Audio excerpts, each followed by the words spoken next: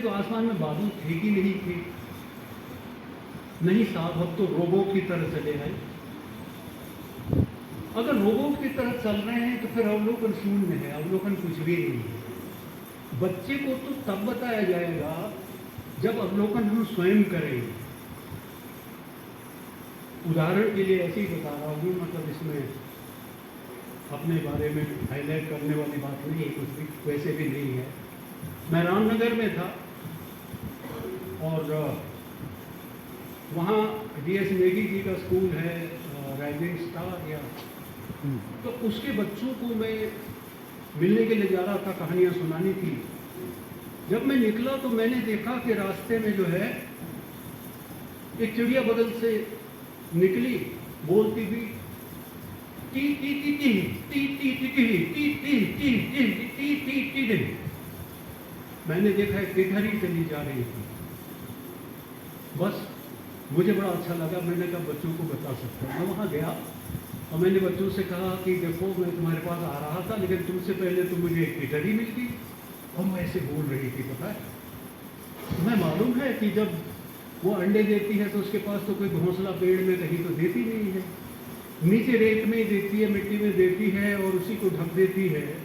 वहाँ अंडे दिए हुए हैं तो वहाँ तो कुत्ता पहुँच सकता है, सियार पहुँच सकता है, कोई भी जानवर पहुँच के नुकसान पहुँचा सकता है।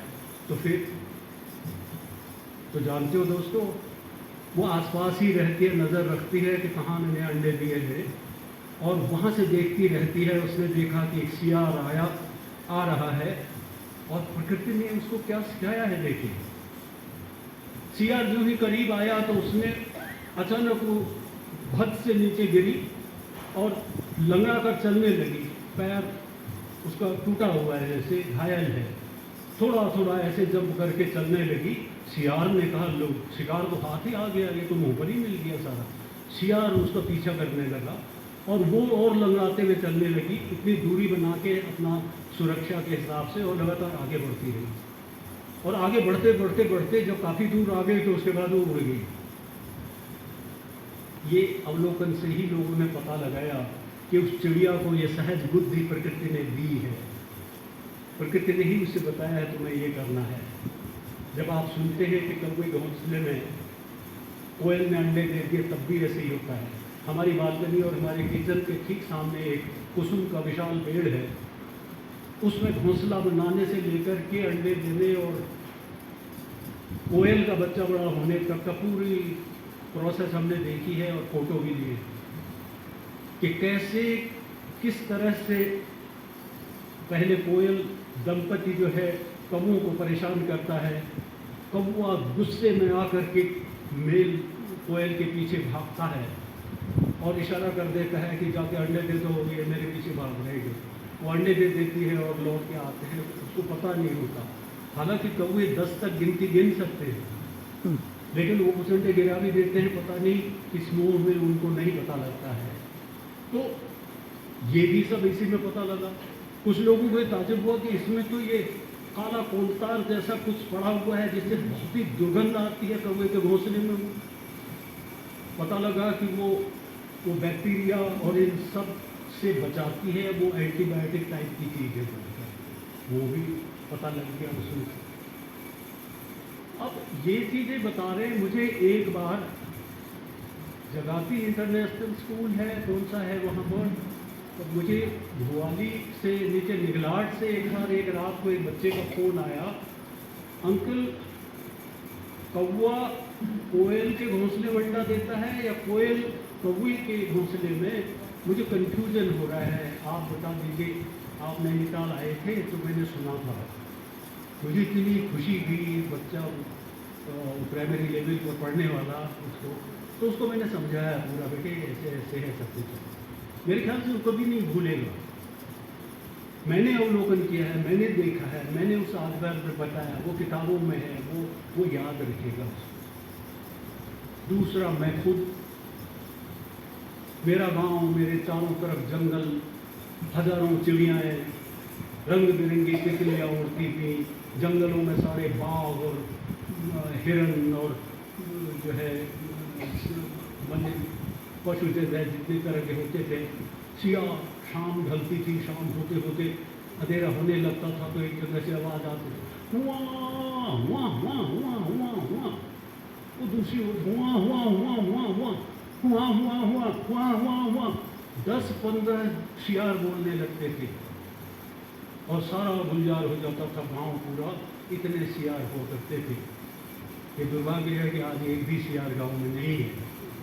शाम को जो है जंगली गुलाब की झाड़ियों पर सैकड़ों मैनाएं लौट के आती थी, सिटोले, और आके सारे दिन भर की पता नहीं कितनी बातें करती थी, न जाने कैसे सुनती थी। क्या आज तो मुझे नीचे पानी के लिए बहुत दूर जाना पड़ा, मैं तो नदी में जाकर के तैरने नहीं, मुझे तो नौले में मिल गया था, अरे मुझे तो एक जगह नल से टपक रहा था, वहीं से पी आई थी, और मुझे पता है उस बाखली में खाने को मिल गया था, मुझे तो अनाज वहाँ मिल, जाने क्या क्या बातें वो करती हैं।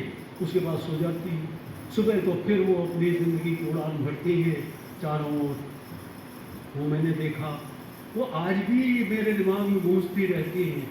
अवलोकन का एक फ़ायदा होता है, अपना बचपन क्यों बता रहा हूँ, इसलिए बता रहा हूँ कि मैं उनको नहीं भूला। मैं उनकी आवाज़ आज भी आपको सुना रहा हूँ, मैं उन सियारों की आवाज़ आपको सुना रहा हूँ। वसंत आता था, बुरूज खिल जाते थे, पूरे सिरमौर जंगल हमारे गांव का, और उनके खिलते ही अचानक जो है एक पक्षी आ जाता था, बोलता रहता था, कुकू कुकू कुकू कुकू।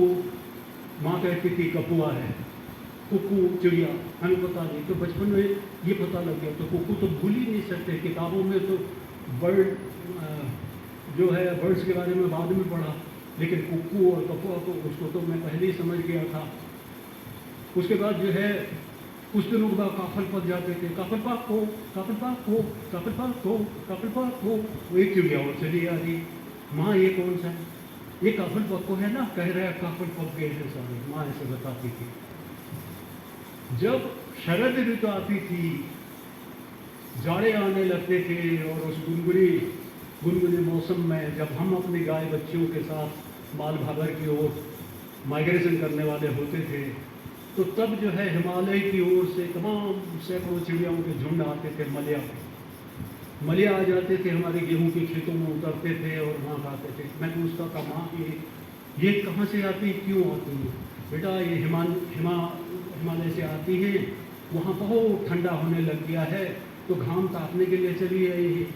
तो जैसे हम भी घाम तापने, अब यहाँ ठंडा हो जाएगा, हम माल भागर के अपने गांव में जा रहे हैं।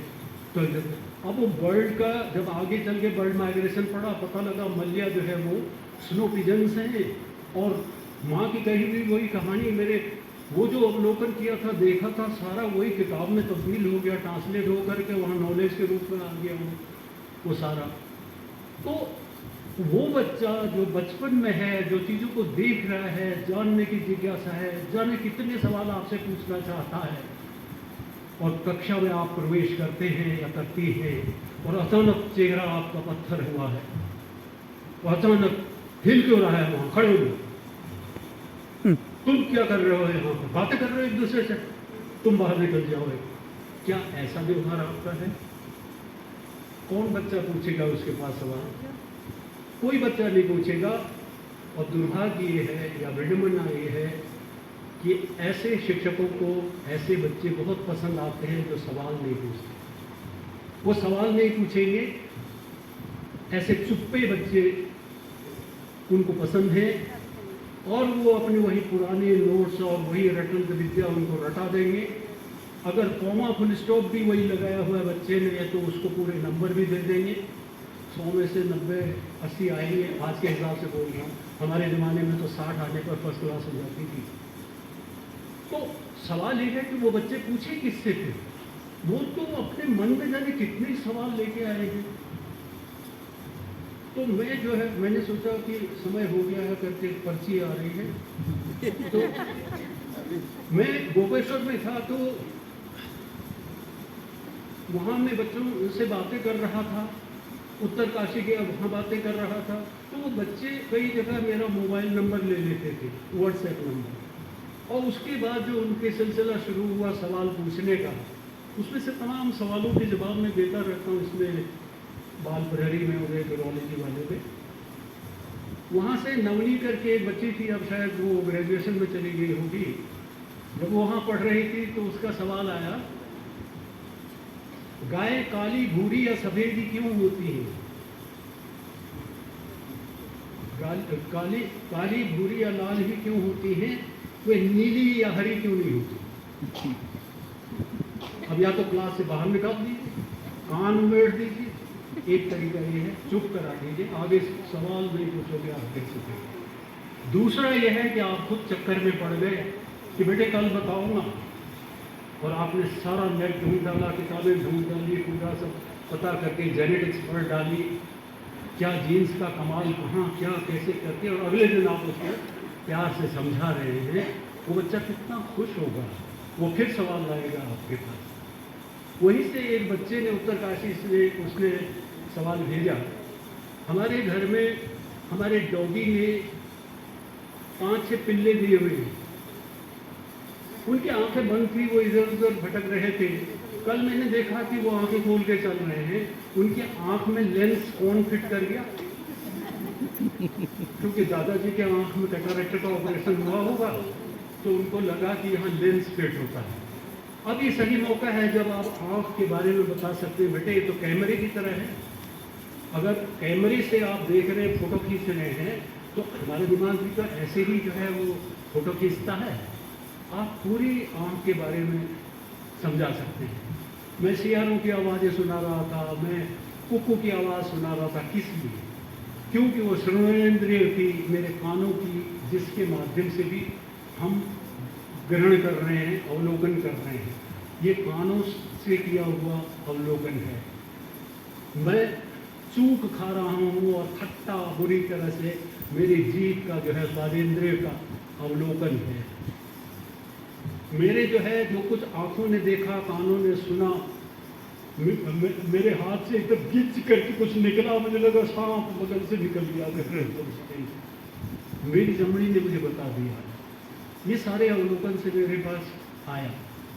तो बचपन से जो चीज़ें देखते देखते सारा इतना ज़्यादा मन होता था, और सबसे बड़ा मेरा सौभाग्य रहा कि मेरी माँ जो कभी स्कूल में गई, वो बिल्कुल दूरस्थ इलाके से थी, स्कूल का नाम भी नहीं जानती थी कभी।